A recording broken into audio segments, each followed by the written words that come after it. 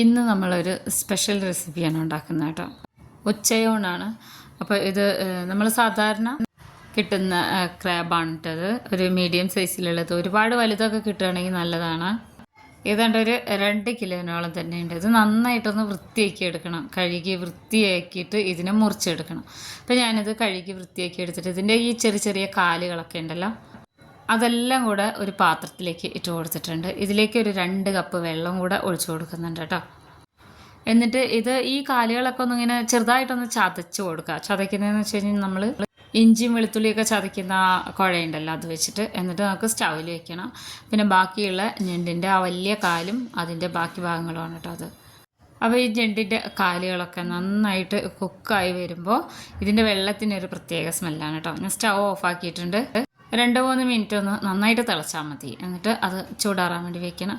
പിന്നെ നമ്മളിപ്പോൾ ഈ ക്രാബ് പെട്ടെന്നൊന്ന് റോസ്റ്റ് ചെയ്തെടുക്കുകയാണ്. ഞാൻ കാണിച്ചു തരാം. ഇത് ഉണ്ടാക്കിയിട്ടുണ്ടെങ്കിൽ പറയണം കേട്ടോ കമൻറ്റിലൂടെ. കടായി സ്റ്റവിൽ വെച്ചിട്ട് ചൂടായി വരുമ്പോൾ ഓയിൽ ഒഴിച്ചു കൊടുക്കുന്നുണ്ട്, ഒരു 3 ടേബിൾ സ്പൂണോളം. എന്നിട്ട് കുറച്ച് കശുവണ്ടിട്ടും ഉണക്കമുന്തിരിയും കൂടെ സാധാരണ നമ്മൾ ഉണ്ടാക്കുന്ന പോലെ വറുത്തെടുക്കണം കേട്ടോ. രണ്ടും കൂടെ ഒന്ന് വറുത്തെടുക്കാം. എന്തായാലും ഇത് മസ്റ്റ് ട്രൈ ആണ് കേട്ടോ. ഇത് ഭയങ്കര ടേസ്റ്റി ആയിട്ടുള്ളൊരു ഐറ്റമാണ്, വേറെ ഒന്നും തന്നെ വേണ്ട.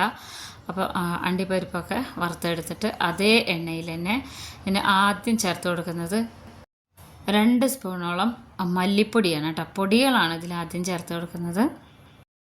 അതിന് ശേഷം നല്ലോണം ഒന്ന് മൂപ്പിച്ചെടുക്കണം കേട്ടോ. ഈ മല്ലിപ്പൊടി മാത്രം വളരെ ലോ ഫ്ലെയിമിലിട്ടിട്ട് വേണം മൂപ്പിച്ചെടുക്കാൻ വേണ്ടിയിട്ട്. എന്നിട്ട് ഇത് നന്നായിട്ടൊന്ന് മൂത്ത് വരുമ്പോൾ ഒരു 6 വലിയ സവാള ഇതിലേക്ക് ഇട്ട് കൊടുക്കുന്നുണ്ട്.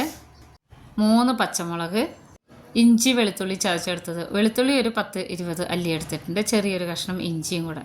അപ്പോൾ ഇതെല്ലാം കൂടെ നമ്മൾ സാധാരണ നമ്മളുടെ ക്രാബൊക്കെ റോസ്റ്റ് ചെയ്യുന്ന പോലത്തെ ഐറ്റങ്ങളൊക്കെ തന്നെയാണെങ്കിൽ പോലും ഇത് ഉണ്ടാക്കി വരുമ്പോൾ കുറച്ച് വെറൈറ്റിയാണ് കേട്ടോ. അപ്പോൾ ഇത് കറി വയ്ക്കുകയല്ല, ഇതൊരു മസാല ഉണ്ടാക്കുകയാണ് കേട്ടോ. സവാളയും ബാക്കി കൂട്ടുകളും ഇട്ട് കൊടുത്തിട്ട് നന്നായിട്ടൊന്ന് ഇളക്കി എടുത്തിട്ട് ഇത് അടച്ച് വെച്ച് ലോ ഫ്ലെയിമിലിട്ട് കൊടുക്കണം. ഇടയിലൊക്കെ നന്നായിട്ട് ഇളക്കി കൊടുക്കണം കേട്ടോ. അപ്പോൾ ബാക്കി ജോലികളൊക്കെ ചെയ്യുന്നതിൻ്റെ ഇടയിൽ വന്നിട്ട് ഇടയിലൊക്കെ ഇതുപോലെ ഇളക്കി കൊടുക്കുന്നുണ്ട്. ഒത്തിരി ഇങ്ങനെ വഴന്ന് വരുമൊന്നും വേണ്ട. ഇതിൻ്റെ ആ ഒരു പച്ചമണം ഒന്ന് മാറിയാൽ മതി കേട്ടോ. അപ്പോൾ അതിപ്പോൾ കറക്റ്റായി വന്നിട്ടുണ്ട്. പിന്നെ ഒരു 3 തക്കാളിയും കൂടെ ഇതിലേക്ക് ഇട്ട് കൊടുക്കുകയാണ്. തക്കാളി ഇട്ട് കൊടുക്കുന്നതിൻ്റെ കൂടെ കുറച്ച് കറിവേപ്പില, പിന്നെ 2 സ്പൂണോളം കാശ്മീരി മുളക് പൊടിയാണ് കേട്ടോ. സാധാ മുളക് പൊടിയാണെങ്കിൽ കുഴപ്പമില്ല. 1 സ്പൂൺ കുരുമുളക് പൊടി, 1/2 സ്പൂണോളം മഞ്ഞൾപ്പൊടി, 1 സ്പൂണോളം ഗരം മസാലപ്പൊടി. പൊടികളെല്ലാം ഇതിനോടൊപ്പം ചേർത്ത് കൊടുത്തിട്ടുണ്ട്. 1 സ്പൂണോളം ഉപ്പും കൂടെ ചേർത്ത് കൊടുത്തു. എന്നിട്ട് നന്നായിട്ട് ഇതിനെ ഇളക്കി യോജിപ്പിച്ചെടുക്കണേ.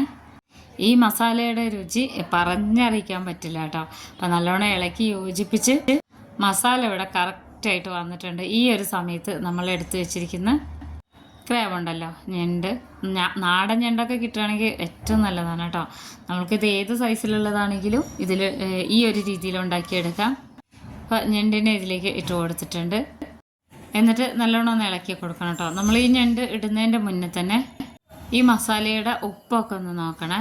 എന്നിട്ട് നല്ലോണം ഒന്ന് ഒതുക്കി ഇളക്കി വെച്ച് കൊടുത്തതിന് ശേഷം മീഡിയം ഫ്ലെയിമിലിട്ടിട്ട് അടച്ച് വെക്കുകയാണ് ചെയ്യുന്നത്. നമ്മളിതിൽ എക്സ്ട്രാ വെള്ളമൊന്നും ഒഴിക്കേണ്ട കാര്യമൊന്നുമില്ല കേട്ടോ. ഈ ഞണ്ടിൽ നിന്ന് തന്നെ കുറച്ച് വെള്ളമൊക്കെ ഇതിൽ ഇറങ്ങി വരും. അപ്പോൾ അടച്ച് വെച്ചിട്ടുണ്ട്. ഇനി ഞാനിവിടെ റൈസാണ് എടുക്കുന്നത്, ബസ്മതി അരിയാണ് എടുക്കുന്നത് കേട്ടോ.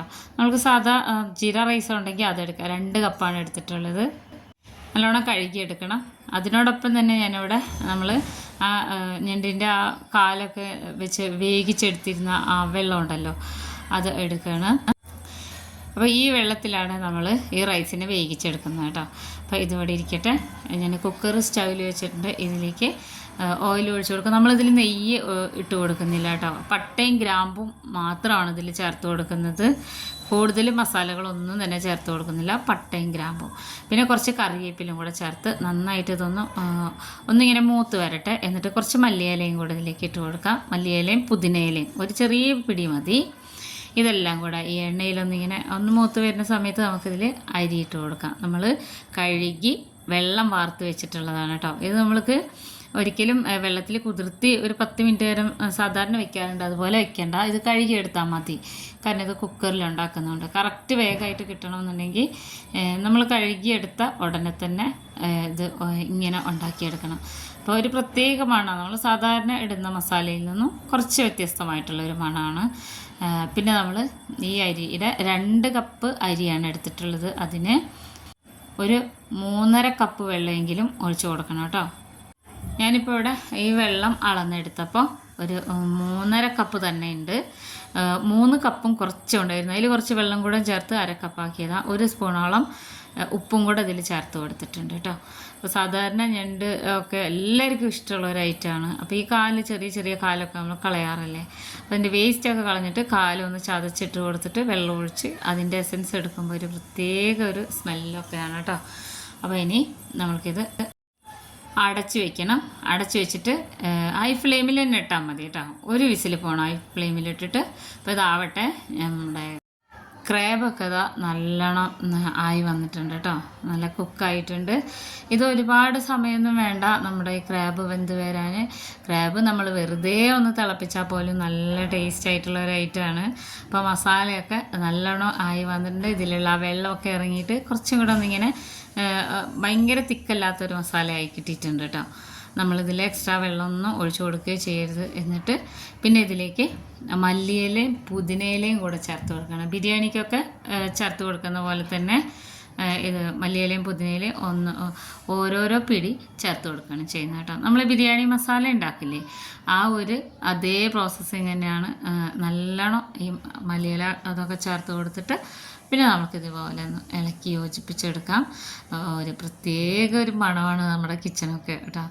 നമ്മുടെ മസാല ഇവിടെ റെഡി ആയിട്ടുണ്ട്. ഇത്രയേ ഉള്ളൂ. നമുക്കിനി സ്റ്റവ് ഓഫ് ചെയ്ത് വെച്ചതിന് ശേഷം അടച്ചു വയ്ക്കാം. അപ്പോഴത്തേനും നമ്മുടെ കുക്കറിൻ്റെ വിസിലൊക്കെ പോയിട്ടുണ്ട്. അതും ഒന്ന് ചൂടാറി വരട്ടെ കേട്ടോ. ഞാൻ കാണിച്ചു തരാം. ഒറ്റ വിസിൽ പോയിട്ടുള്ളൂ. അപ്പോൾ അതാ നമ്മുടെ റൈസ് ഇവിടെ നല്ല കറക്റ്റായിട്ട് വന്നിട്ടുണ്ട്. നല്ല ചൂടാണ് കേട്ടോ. നമ്മൾ കുക്കറിൽ ഇതുപോലെ റൈസ് വെക്കുമ്പോൾ ഒരിക്കലും നല്ല ചൂടിൽ ഇങ്ങനെ ഇളക്കി കൊടുക്കരുത്. ഈ അരിയൊക്കെ ഇങ്ങനെ പൊട്ടിപ്പോവും കണ്ടോ. ഇതിപ്പോൾ അത്യാവശ്യം നല്ല ചൂടുണ്ട്. ഒന്ന് ചൂടാറിയതിന് ശേഷം മാത്രമേ ഇങ്ങനെ ഇളക്കി കൊടുക്കാവൂ. അപ്പോൾ അതുകൊണ്ട് തന്നെ ഞാൻ കുറച്ച് നേരം ഒന്ന് ഇങ്ങനെ അടച്ചു വയ്ക്കുന്നുണ്ട്. അതിൻ്റെ മുന്നേ നമ്മൾ നേരത്തെ വറുത്ത് വെച്ചിട്ടുള്ള അണ്ടിപ്പരിപ്പ് മുന്തിരിയൊക്കെ ഉണ്ടല്ലോ, അതിൻ്റെ മേളിലൊന്ന് ഇങ്ങനെ തൂവി കൊടുക്കാം. അപ്പോൾ അതാ നമ്മുടെ അടിപൊളിയായിട്ടുള്ള ക്രാബ് മസാലയും ക്രാബ് റൈസും റെഡി ആയിട്ടുണ്ട്. ഇതിന് വേറെ ഒന്നും തന്നെ വേണ്ട കേട്ടോ. സൈഡ് കറിയായിട്ട് ഞണ്ട് കറി ഉണ്ടെങ്കിൽ 2 കറി വേണ്ടെന്ന് പറയുന്ന പോലെ തന്നെയാണ് നമ്മളിത് ഗീ റൈസും ചിക്കൻ കറിയൊക്കെ ഉണ്ടാക്കുന്ന പോലെ. അതുപോലെ തന്നെ ഇപ്പോഴത്തെ ഒരു ട്രെൻഡ് ഉണ്ടല്ലോ, ബിരിയാണി മസാലയും വേറെ വേറെ ഉണ്ടാക്കുന്ന അങ്ങനത്തെ ഒരു ഫീലാണ് കേട്ടോ.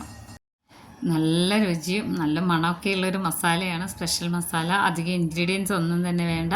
അപ്പോൾ എല്ലാവരും ഉണ്ടാക്കി നോക്കണം. വീഡിയോ ഇഷ്ടപ്പെട്ട ഫ്രണ്ട്സിനൊക്കെ ഒന്ന് ഷെയർ ചെയ്ത് കൊടുത്തേക്കണം. ഫോളോ ചെയ്യാനും മറക്കരുത്. അപ്പോൾ ഇത് നമ്മൾക്ക് വല്ലപ്പോഴൊക്കെ നമുക്ക് കിട്ടുമ്പോൾ ഇതുപോലെ ഉണ്ടാക്കി നോക്കാം. അതുപോലെ തന്നെ ഗസ്റ്റൊക്കെ വരുമ്പോൾ സാധാരണ ബിരിയാണി നിന്ന് മാറി നമുക്കിതുപോലെ ഉണ്ടാക്കാം. അപ്പോൾ നമ്മുടെ റൈസ് ഇവിടെ റെഡി ആയിട്ടുണ്ട്.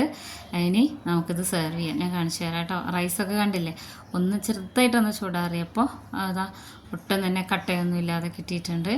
ഇനി ഇത് നമുക്കൊരു പാത്രത്തിലേക്ക് മാറ്റാം. ഒരിക്കലും വിചാരിക്കാത്തൊരു മണവും രുചിയാണ് കേട്ടോ ഈ ഒരു റൈസിന്, ക്രാബ് റൈസ്. അപ്പോൾ ഇത് വേറെ ഒരു പിക്കിളോ അല്ലെങ്കിൽ സൈഡിൽ ഒരു റൈത്തയോ ഒന്നും തന്നെ വേണ്ട. അത്രയും ടേസ്റ്റാണ് കേട്ടോ. എല്ലാവരും ഉണ്ടാക്കി നോക്കണം. വളരെ ഈസിയാണ്, കുറച്ച് വെറൈറ്റിയാണ്. എപ്പോഴെങ്കിലുമൊക്കെ ഞണ്ട് നമുക്ക് കിട്ടുമ്പോൾ ഉണ്ടാക്കുന്നതാണ്. ഒരാൾ പോലും ഈ ഒരു ഐറ്റം ഇഷ്ടാവില്ല എന്ന് പറയില്ല. അത്രയും നല്ലൊരു മണമാണ് കേട്ടോ. ഉണ്ടാക്കി നോക്കിയിട്ട് കമൻറ്റ് ചെയ്യാൻ മറക്കരുത്. മസ്റ്റ് ട്രൈ ആണ്.